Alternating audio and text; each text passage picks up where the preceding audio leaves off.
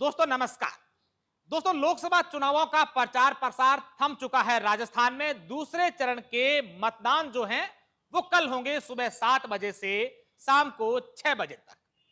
अब तक हमने आपको तमाम प्रत्याशियों से बातचीत करके उनकी बात जानी, जनता की नब्ज टटोली और प्रशासन और पुलिस से भी ये जानने की कोशिश की कि उनकी व्यवस्था किस तरीके की है। और आज इस वीडियो के माध्यम से हम आपको अलग अलग लोकसभा क्षेत्र के अलग अलग प्रत्याशियों की अब तक का लेखा जोखा, या यूं कहें कि अब तक कैसे उन तमाम प्रत्याशियों ने मेहनत की, कैसे प्रयास किए, स्थिति क्या है, ये 4 जून को जब परिणाम आएंगे तब मालूम चलेगा। लेकिन नेताओं की कैसी मेहनत रही, कैसे उन्होंने पूरी ताकत झोंकी, वो हम आपको बताएंगे। तो सबसे पहले शुरुआत करते हैं राजस्थान की उस सबसे चर्चित सीट की जो हॉट सीट बनी हुई है। मैं बात बाड़मेर और जैसलमेर की कर रहा हूं। बाड़मेर और जैसलमेर लोकसभा क्षेत्र में इस बार त्रिकोणीय मुकाबला है। भाजपा से कैलाश चौधरी, कांग्रेस से उम्मीदवार राम बेनीवाल और निर्दलीय रविंद्र सिंह भाटी चुनावी मैदान में है। अब मैं एक एक करके आपको समझाने की कोशिश करूंगा। शुरुआत कैलाश चौधरी से करते हैं। दरअसल कैलाश चौधरी को जब टिकट मिली, भाजपा ने उनको प्रत्याशी बनाया, तब तक बाड़मेर लोकसभा क्षेत्र से कोई भी प्रत्याशी चुनावी मैदान में नहीं था।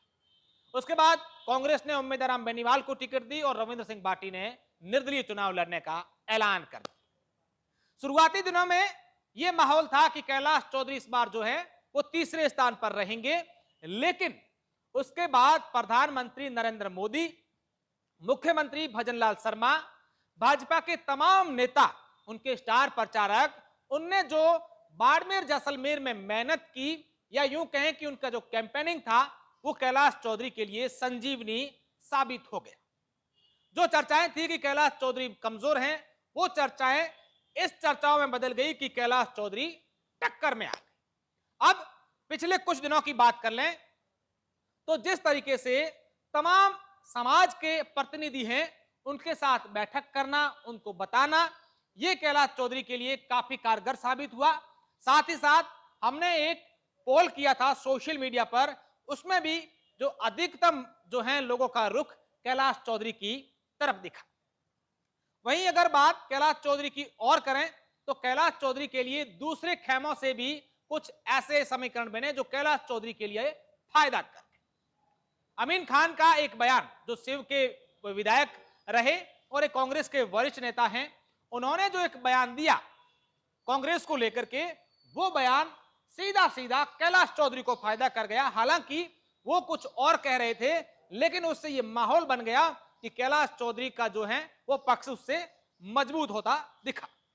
वहीं हनुमान बेनीवाल ने जालोर में एक बयान दिया, वो भी काफी कैलाश चौधरी के लिए काम कर गया।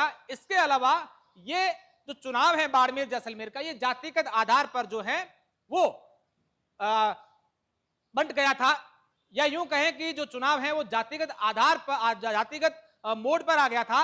और ऐसे में चर्चा थी कि बाड़मेर जैसलमेर में जो जाट वोट बैंक हैं वो एक तरफ है, और अब ये चर्चाएं हैं कि जाट वोट बैंक में भी काफी जो सेंधमारी कैलाश चौधरी की हुई है और इससे कैलाश चौधरी मजबूत हुए हैं।